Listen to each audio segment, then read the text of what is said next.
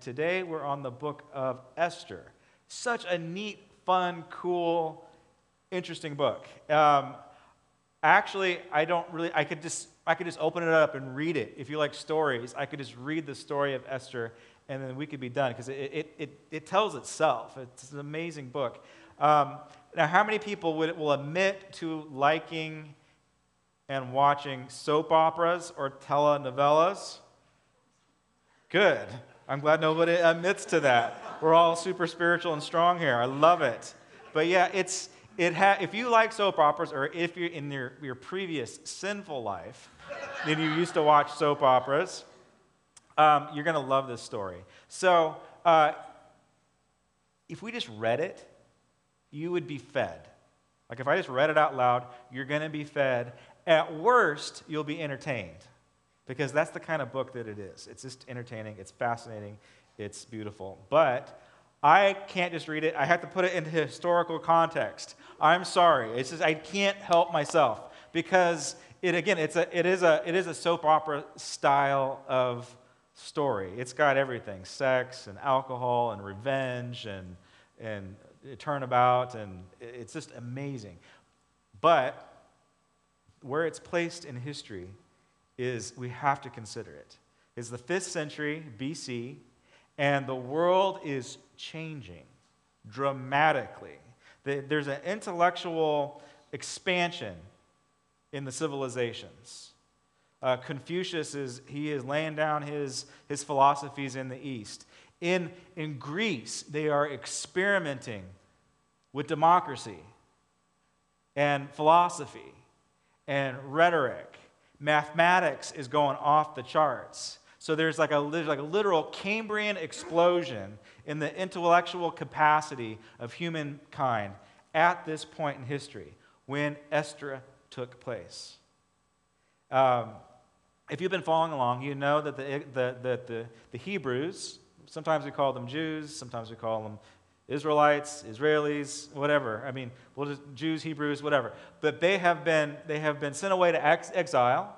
They're in Babylon, where they have become slaves, and now they are in Persia because there's another new major empire, and the Persian Empire is the world's largest empire. And at this point in history, it's in major conflict between the West, between Greece. And we're going to see one of the major battles unfold between Eastern thought and Western thought. And we're probably still fighting this war today in some ways. Let's see. There's the Persian Empire. If you can't see it, I know it's a little hazy, but it stretches from India to Ethiopia and goes into Greece. This empire is huge. And in the center, it is ruled by Xerxes, in the capital city of Susa. Do we have a picture of Xerxes? There he is. This guy. How many people have seen the movie 300? He is our character in the Bible. He is the king in Esther. Some of you remember the story of Esther from your Sunday school days, and this is the guy. Esther doesn't make it into the movie, though.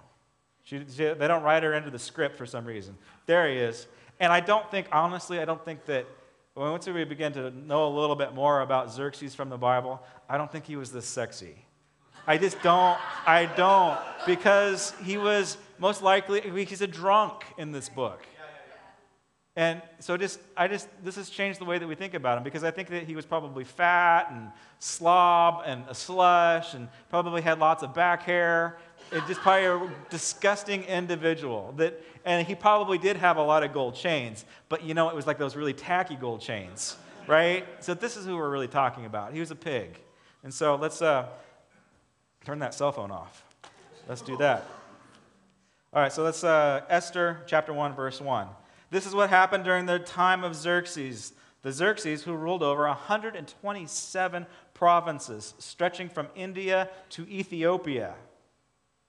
At the time of King Xerxes' reign from his royal throne in the citadel of Susa, in the 3rd year of his reign, he gave a banquet for his nobles and officials. The word banquet is used in the book of Esther more times than all the other Old Testament books put together. So banquets are a big deal in the book of Esther. For a full 180 days, he displayed his vast wealth of his kingdom and his splendor and his glory and his majesty. He also goes by the name King of Kings and Lord of Lords, interestingly enough. When these days were over, he gave a banquet, another banquet, lasting for 7 days, and enclosed in the garden of the king's palace for all the people, from the least to the greatest, who were in the citadel of Susa. The garden had hangings of white and blue linen fastened with cords of white linen, purple material to silver rings of marble pillars. There were couches of gold and silver on mosaic pavements of marble, mother of pearl, and costly stones. That's the ground that they walk on. Wine was served in gold goblets, each one different from the other. So 170 gold goblets. If you got invited to this party, you did not get a red cup. You got a gold cup. And you got a custom gold cup. I can imagine what they looked like. I mean, maybe it symbolized, where you were from, or what country you ruled, or what kind of king you were, or whatever. But you got a custom gold cup, a party gift that you got to take home. Cool, huh? What do they call those bags that you get? Those swag bag. So you get a gold cup in your swag bag. Nice. And you get to pick your booze. You get to pick your alcohol, your wine. You want the expensive stuff, you get to drink the expensive stuff. You're from Russia, then you get to drink vodka, the most expensive stuff you can find. And it was an open bar, so you got to drink as much as you want. And so Xerxes, our buddy, he gets drunk with all of his friends, with all of the kings of all of Persia. It was probably the best party the world has ever seen because it had all the party animals from Ethiopia to India. Could you imagine? And they are having a good time. Queen Vashti, Xerxes' queen, also gave a banquet for the women in the royal palace. On the 7th day, when King Xerxes was high in spirits from wine, again, there's lots of drinking in this story, he commanded the 7 eunuchs who served him. If you don't know what a eunuch is, ask your parents. He commanded the 7 eunuchs who served him to bring before him Queen Vashti, wearing her royal crown, in order to display her beauty to the people and the nobles, for she was lovely to look at. But when the attendants delivered the king's command, Queen Vashti refused. The king became furious, and he burned with anger. Then one of the eunuchs replied, in the presence of the king and the nobles, Queen Vashti has done wrong, not only against the king, but also against the nobles and the peoples of all the provinces of King Xerxes. She has humiliated the entire empire because she has not shown up to your party, right? For the queen's conduct will become known to all women. You can pay attention to this. So her conduct is going to become known to every woman in the empire. And so they will despise their husbands and say, King Xerxes commanded Queen Vashti before him, but she would not come. This very day, the Persian and the Median women of the nobility who have heard all about the queen's conduct will respond to all the king's nobles in the same way. We're going to have a bunch of rebellious women. There will be no end of disrespect and discord. So this is going to be a major issue because Xerxes can't get his wife to do something. Now here's, it's implied, maybe you didn't quite catch it, but I believe this is actually what happened. The scholars believe that this is actually what happened. So when Xerxes, big fat hairy Xerxes on his throne, he's all drunk, he's having a good time with his buddies, has this bright idea, I'm going to show off my wife, and she's going to be wearing her royal crown, and this is what's implied, it is only her royal crown. Okay? Do you see how offensive this is to women? And Vashti, she's a hero. She stands up to her husband, to the king. She probably only saw him every once in a while because he had this, massive harem. So it was basically only for a title, probably. She stands up against him because she's like, nuh-uh, I'm not marching myself naked in front of all your drunk buddies so that you can show me off. And then we see a divorce. We see a royal divorce. It doesn't say that she gets murdered. Here's the interesting thing about Vashti. She doesn't make it into the history books. Interesting, huh? Herodotus doesn't write about her. We actually have very few of the Persian Mede chronicles, but she's not in there either. There is no record of Vashti outside of the scriptures. And this is just showing us that the world is changing, that we have to respect people. And I believe that Vashti, she should be honored for this. But she gets divorced. Why is it such a big deal? I mean, of course, there's the public embarrassment.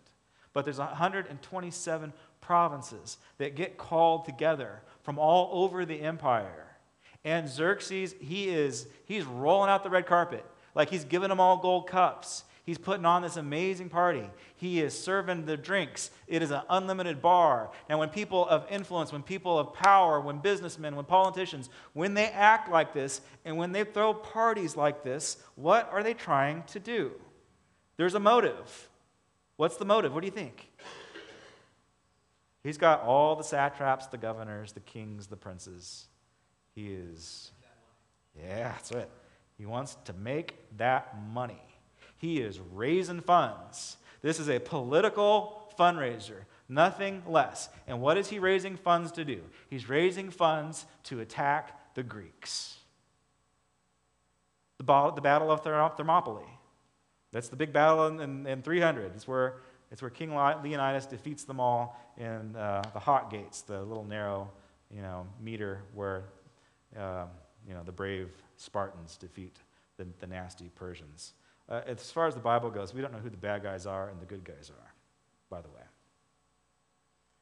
But that is what they're trying to finance. That's why it's such a big deal.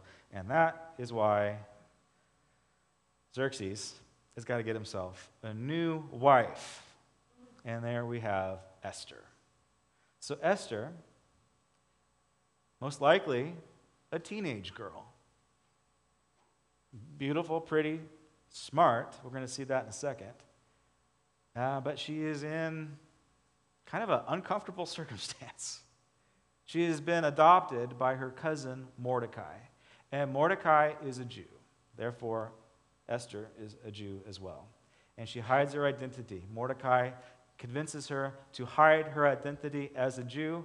And he says, all right, this is an opportunity for us to gain favor in this massive empire. And maybe God's in it. Esther chapter 2, verse 2. Later, King Xerxes, when his fury had subsided, he remembered Vashti and what she had done and his decree about her. Then the king's personal attendants proposed, let a search be made for beautiful young virgins for the king.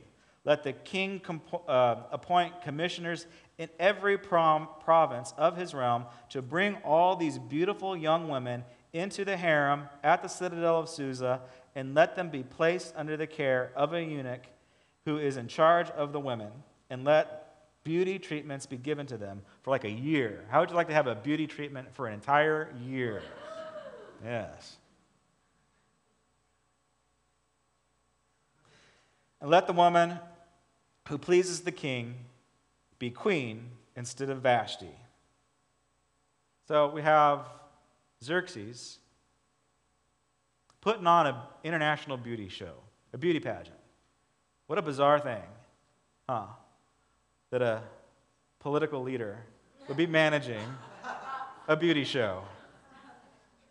How barbaric. Persians, well, yeah. Sorry, I'm so sorry. Can't help myself. It's just too... Anyway. So Mordecai is a Jew. He is in the court. I always got confused when I as a kid, when I heard this story. I always thought that Mordecai was the bad guy, because doesn't Mordecai sound like an evil name? It sounds like a villain's name, right? But Mordecai is the good guy. And actually, unfortunately for him, like his name translates as servant of Marduk. So this good little Jewish kid gets this really evil name. So it actually is an evil name, but he's good nonetheless.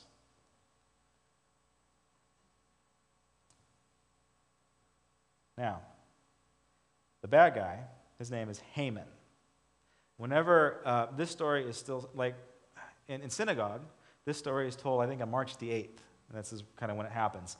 And they get together, the Jewish people today get together, and they read the story, and they celebrate a festival, a banquet. They celebrate a lot. And this is one of them. And this is the celebration of Purim. It's a lot that's cast, that the bad guy cast. So little girls would actually dress up, or still do.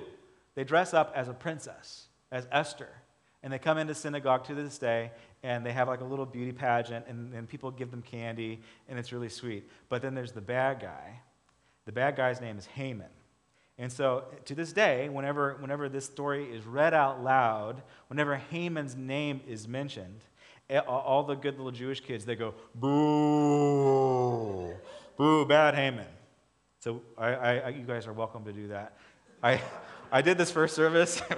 I kind of regretted it, but let's do it again because it's kind of fun, and we're kind of off the tracks today anyway. So let's just, if I say the word Haman, go, boo. Yeah, I see. There we go. Thank you.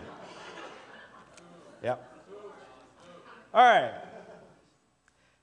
After all of these events, so we have the divorce of Vashti, we have Esther entering into a beauty contest that her adopted father, Mordecai, arranges.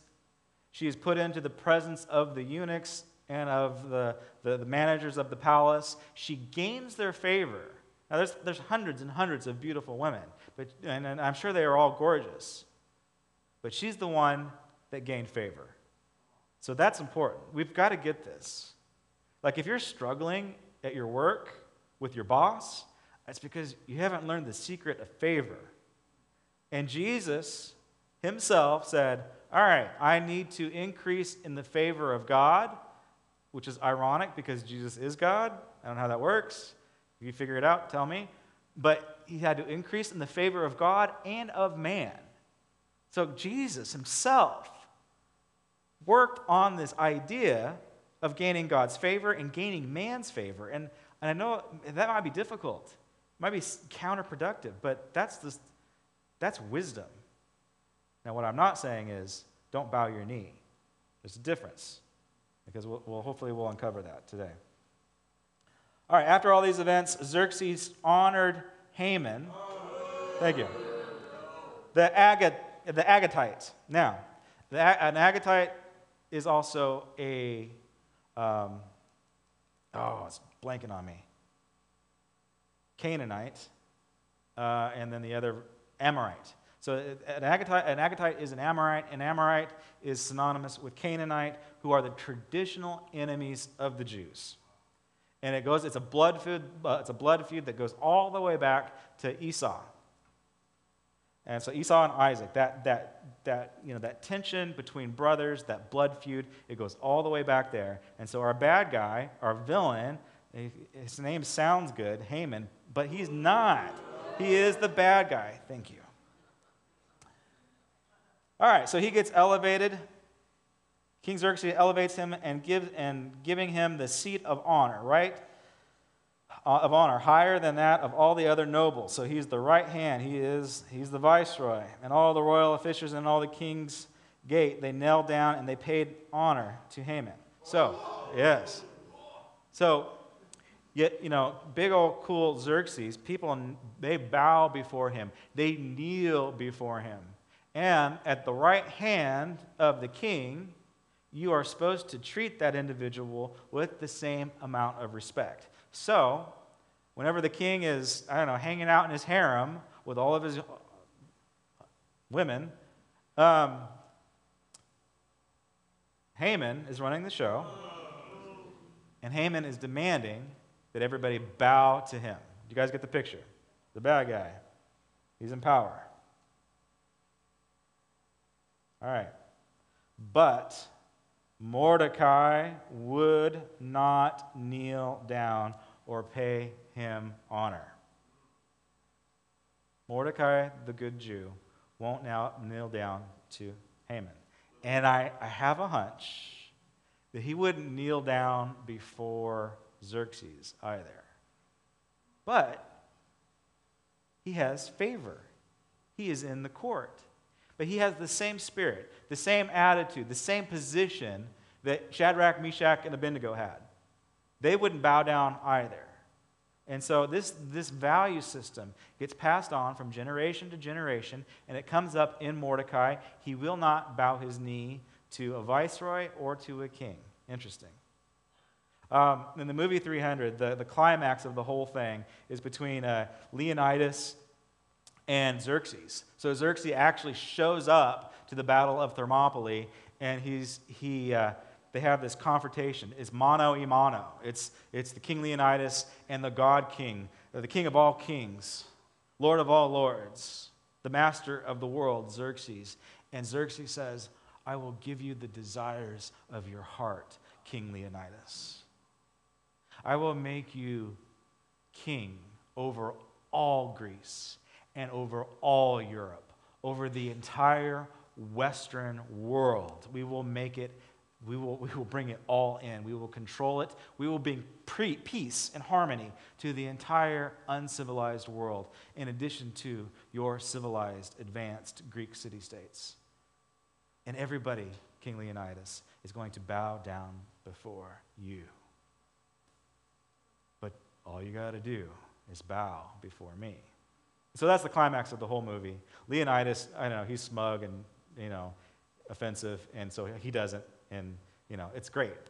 It's hilarious. But he doesn't bow down. But you know who Leonidas does bow down to?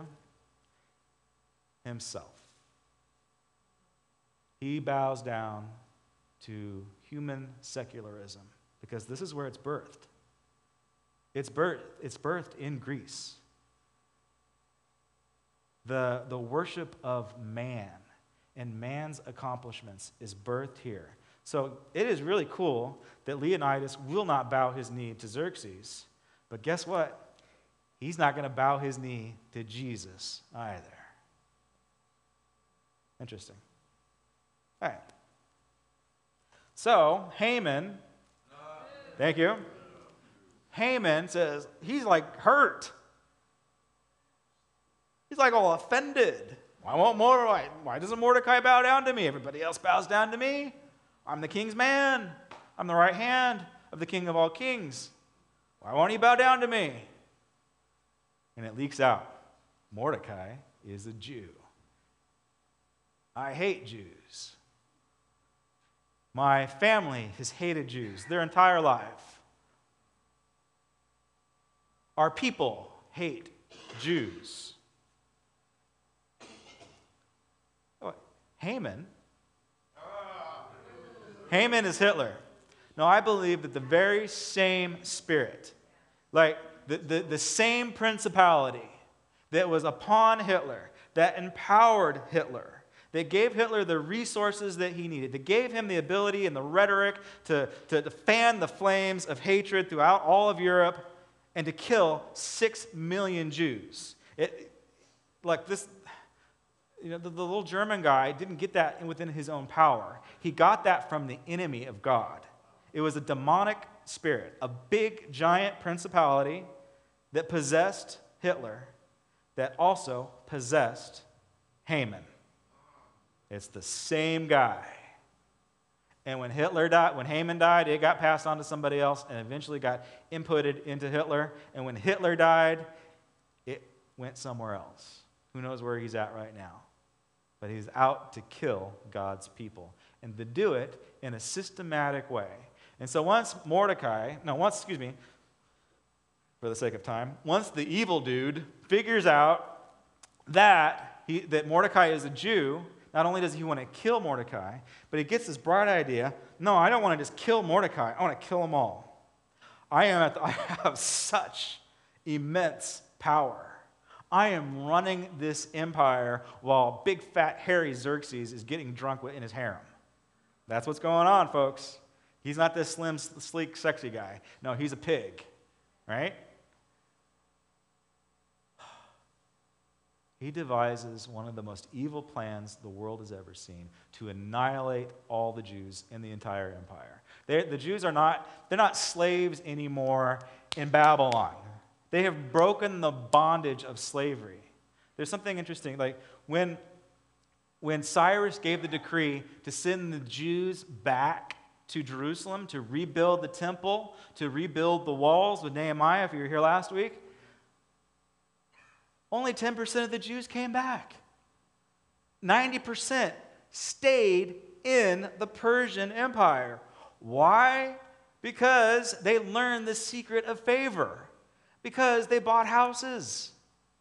Because they elevated themselves up into areas of leadership and influence. They were living the good life. So why in the world would you want to go back to Judah and try and scrounge up a living digging up rocks? No. Things were good for God's people with inside of the empire because, oh gosh, folks, if you are living in bondage, if you are in slavery, if you keep on thinking these horrible negative thoughts, you don't have to. You just need to learn the Jewish way of favor. Like, study these guys. Get out. You can be blessed. You really can. It all happens between the ears. You got to change the way that you think. You need to start thinking like a Jew.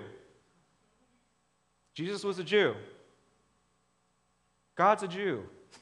Start thinking like one. Learn favor. Get rid of this attitude like, you know what, it's just me against the man, right? I'm just going to screw my boss. Don't do that. You're not going to get anywhere wanting to screw your boss. You're going to get somewhere by earning and gaining his favor and winning him to the Lord or winning her to the Lord, whatever it may be.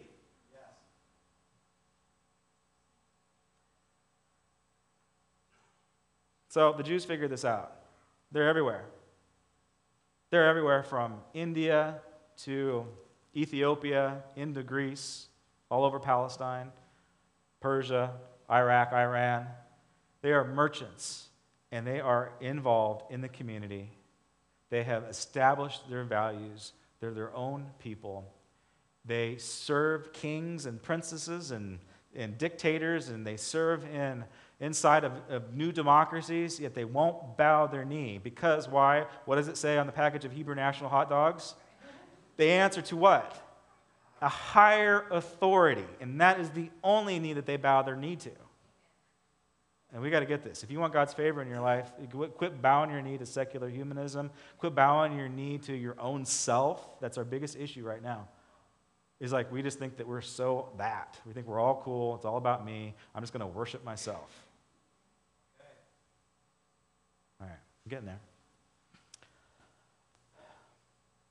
So, Mordecai, because of his ability to gain favor, teaches his daughter the skills of gaining favor. She becomes queen. Unfortunately, she has to marry this pig Xerxes, but she does. You know what? It's not that bad of a gig. I don't know. It's kind of weird, right? If you really think about it, like, let's just think like a feminist for a second. It's pretty jacked up, right? It's pretty jacked up. Like this story, there's like a lot of moral ambiguities in this story. This is one of them. Making your daughter marry not just a drunk, okay, but he's the king of all nations, which is kind of cool. So he's got something going for him, I guess. But he's a pagan. They're breaking Torah law. What's going on here? I don't know. I'll tell you at the end, okay? But there's some gray areas going on here. There's rules that are being broken. There are Torah rules broken right here as soon as she marries Xerxes. So what's going on? All right.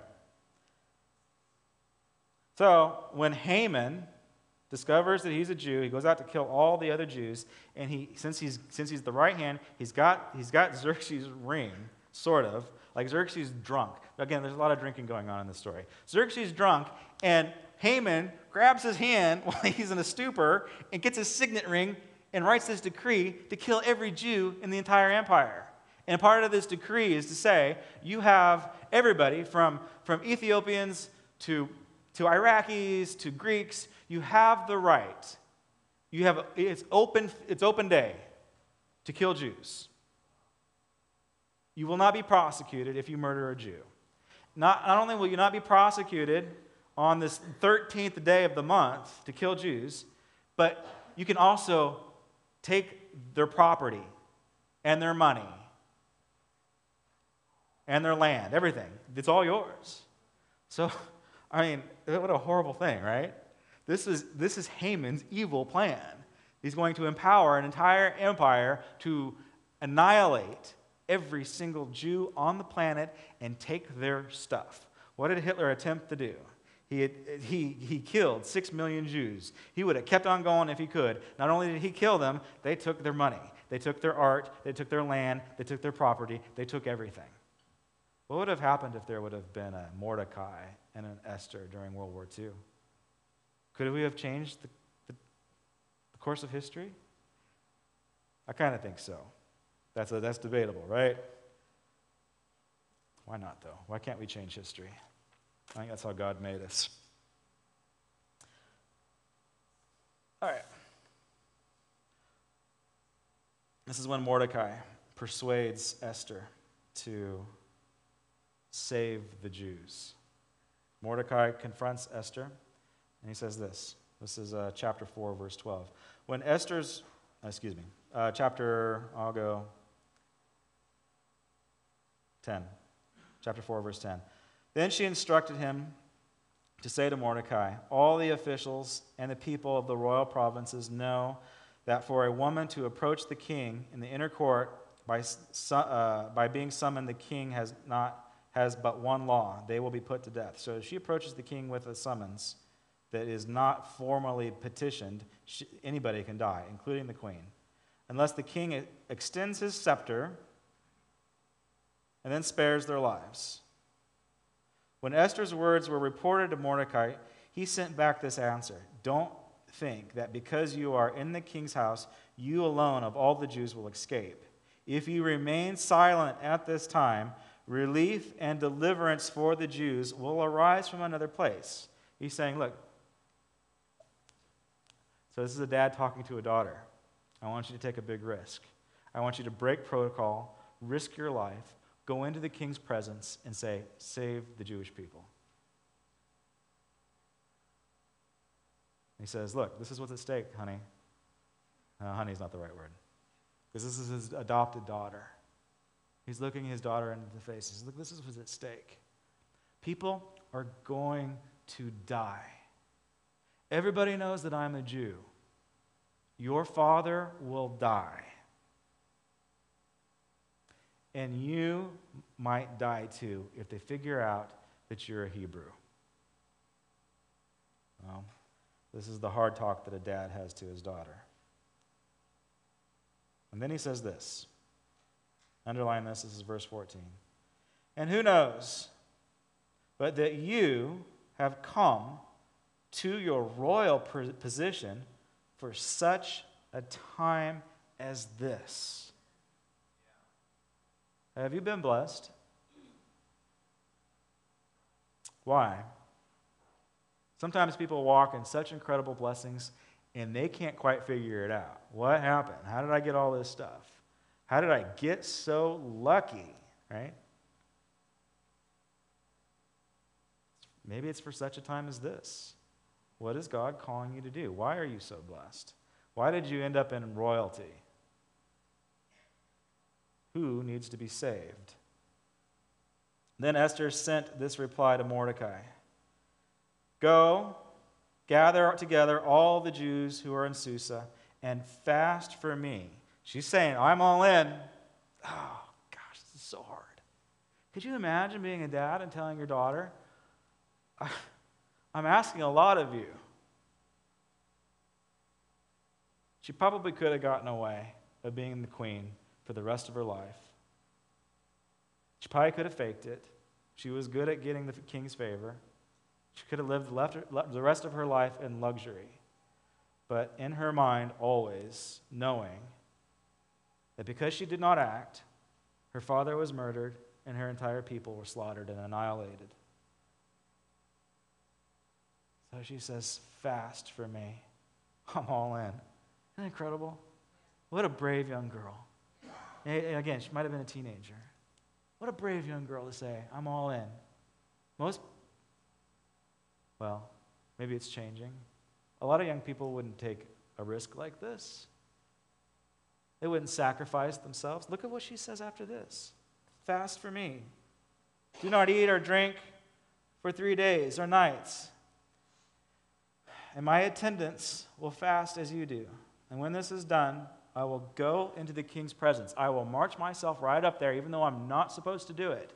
And I know this is an issue with the king, because he's already lost one wife, Vashti, for being rebellious. So I am going to be rebellious in his presence. You see how dangerous this is.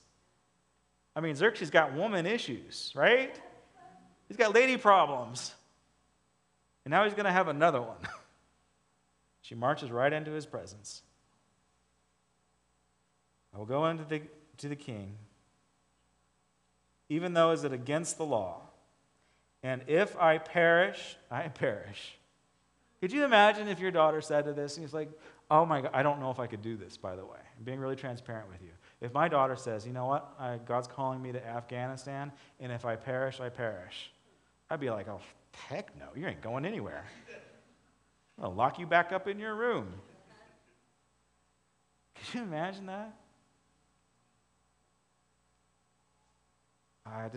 It's hard, isn't it? I won't go to Afghanistan because I don't want to die. I've never said anything like, okay, maybe I have. But lately, I have not said anything like this. If I perish, I perish. That is being okay with death. A lot of us are not okay with death. Like, we fear death. And maybe you have good reason to fear death, because maybe you don't know where you're going. This is confidence in the Lord. She knows where she's going. She's able to say with confidence, if I perish, I perish. All right.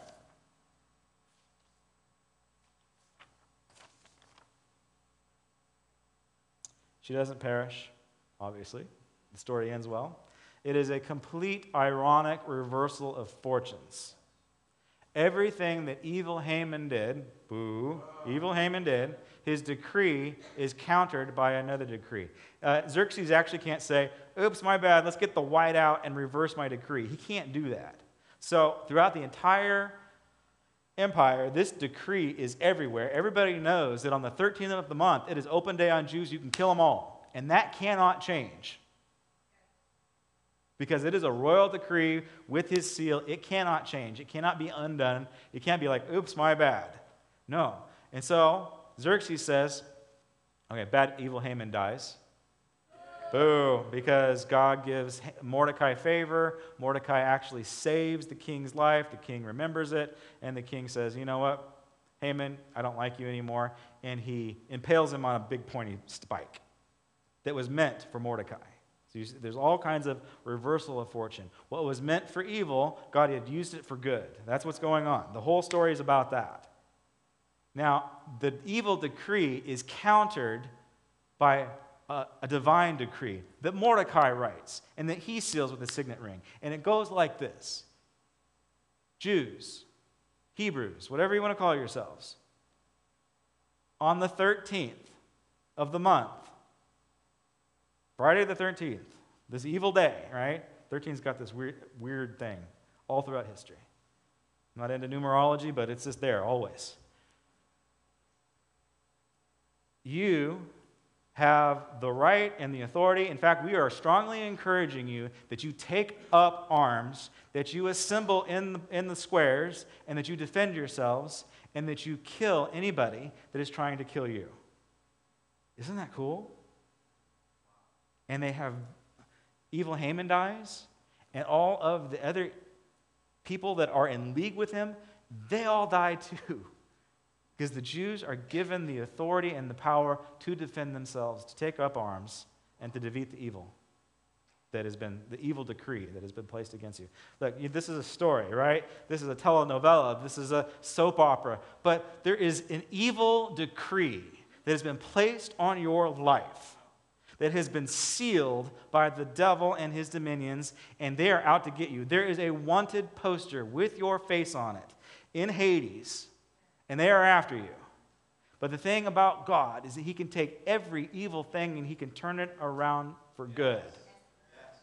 Haman, boo. Not only does he die, he gets humiliated. And God loves to humiliate his enemies. Didn't you love it when Hitler was humiliated? I did. Sorry. Is that wrong of me? I don't know. But this is what happens. And all of this evil demonic decree that's been placed over your life, that is a claim on your life, is going to be, it has been undone on the cross with the shedding of Jesus' blood for the forgiveness of your sins. And so you have been set free. You have a decree, a royal decree, by a real king, and not a big, fat, hairy, drunk king, by a real royal king that says that you are my friend, and that you are royalty, and that you are my children, and that you are going to sit with me at the right hand of the Father, and I give you the signet ring. I give you the credit cards. Whatever the enemy of God has used for evil, God has turned around for good. That was Joseph's message. Joseph and Mordecai are very similar, aren't they?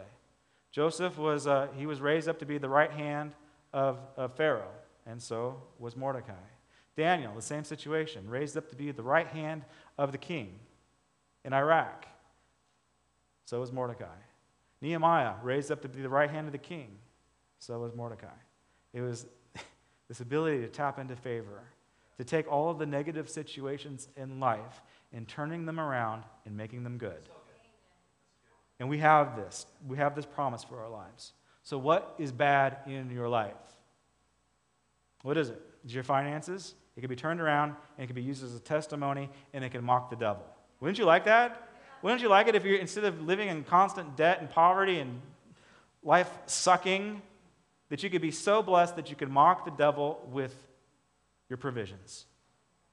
Or what about your marriage? And maybe your marriage just sucks. John's word about falling back in love with your spouse, that was for us today. I mean, would you imagine if you could just say, you know what? My marriage is a sacred, holy thing that mocks the devil. This is what God intended. And it's good. You can have that. It's all yours. All right, let me wrap it up. On the 13th day of the 12th month, an edict commanded by the king was carried out. On this day, the enemies of the Jews had hoped to overpower them, but now the tables were turned, and the Jews got the upper hand, and upper hand over all those who hated them. The Jews assembled in their cities and in their provinces of King Xerxes.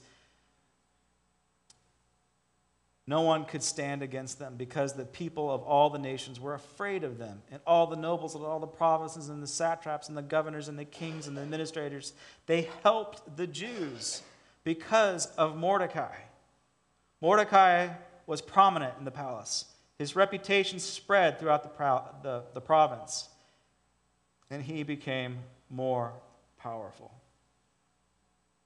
Changes the world. The Hebrew people elevate themselves to a higher level of influence throughout the empire. I don't have time to get into it today, but when Alexander the Great comes in, and there is this mesh between Eastern and Western thought, the world begins to change and develop more. God is in the middle of the whole thing because of Esther. Isn't that cool? Yes. Because of Mordecai. God's providential hand is all over the place. It's all over this book. And here's the ironic thing about the book of Esther, is that God is never mentioned once in the entire book. Isn't that cool? He's not in there. There's no God, G-O-D, Yahweh. He's not in there. It's so weird, isn't it? There's no miracles. There's no supernatural miracles in the book of Ruth. There are no divine interventions. God doesn't step in. It seems as if it's all by human will that all of these good things happen. There is huge amounts of moral ambiguity in this whole thing.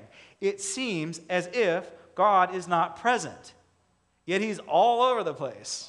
This is one of the interesting things about right in the middle of the book. Esther says, I forgot exactly what she says, but she says 4 words. In the beginning of each word spells the ideogram Yahweh, Y-H-W-H. And that's the only reference to God in there. But she doesn't even, I don't know if you caught this, but she doesn't even pray. I don't know, if I was in this situation, I'd be hitting my knees, I'd be freaking out, I'd be scared, I'd be praying. She fasts. I don't know what the significance of that. I mean, we're fasting right now. I mean, I know it's important. It's important to fast. Look how skinny I am. See my ribs? I'm suffering for Jesus. This is all the reward I'm getting, folks. There's no divine reward. I'm just showing off because I want to be healthy and I want you to be healthy. So this is I'm doing this for physical health reasons, spiritual health reasons. After that, to destroy principalities and demonic forces. That type of fasting, you don't show it off by saying, look how much I'm suffering for Jesus. I'm starving myself to death. No, you just go after that stuff in your prayer closet. Does that make sense? Yeah. Okay. No, I want everybody to be healthy. Because we have to, God's called us to a holistic lifestyle, mind, body, soul, and spirit. And so I'm doing this for my body. It's paying dividends off in all areas of my life. I want to encourage you to do the same. But yeah, she taps into, that's the only thing that's spiritual that goes on. Maybe with the exception of Mordecai not bowing his knee. What does that mean for us? Do you know that in your lives, that 90% is like just the mundane, really boring, junky stuff, where God's just not present? At least it feels like he's not present. No, he's there. He's real. Can I get an amen? Do you ever feel like God is not there for you? He doesn't hear your prayers fall down flat, he's not active, you don't see any miracles, you don't see any divine intervention, you don't see the stuff that's in the Bible. Well, Mordecai and Esther, they didn't see it either, yet they were faithful. And out of his mouth, it says, such a time as this, that you were put into royalty. For this moment, this time, this history, you don't need a prophet, you don't need a word from God, you don't need somebody to read your tea leaves. You just need to do it. And we're looking for a sign sometimes when it's just very clear and it's just very obvious that God just wants us to save our kids. It's really that simple. They didn't need anything. They were just obedient. There's no angelic visitation for Esther. She just said, if I perish, I perish. I get the band to come up to the front. I didn't do too bad, huh? All right.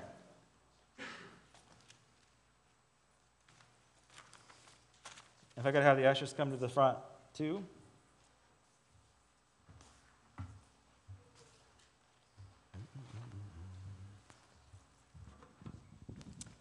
Would you stand with me? Let's pray. How many need a reversal of fortune in your life? You need a reversal of fortune. We all do. Romans 8:28, and we know that in all things, God works for the good of those who love him and who have been called according to his purpose. We know that in all things, God works for our good. In all things. Every bad thing that's going on, God's in it. You just need to recognize that he is in it and allow him to work and just to continue to be faithful to his calling on your life. Let's pray. Heavenly Father, right now, we just continue just to push ourselves into your presence, and we say yes and amen to the work that you're doing, and we want a reversal, God. We want to undo the works of the devil. We want to rip our wanted poster off of Hades. We want to place that demonic evil decree with a royal decree that you've sealed us, that your Holy Spirit has sealed us. And when we are sealed in you, our identity is completely confirmed.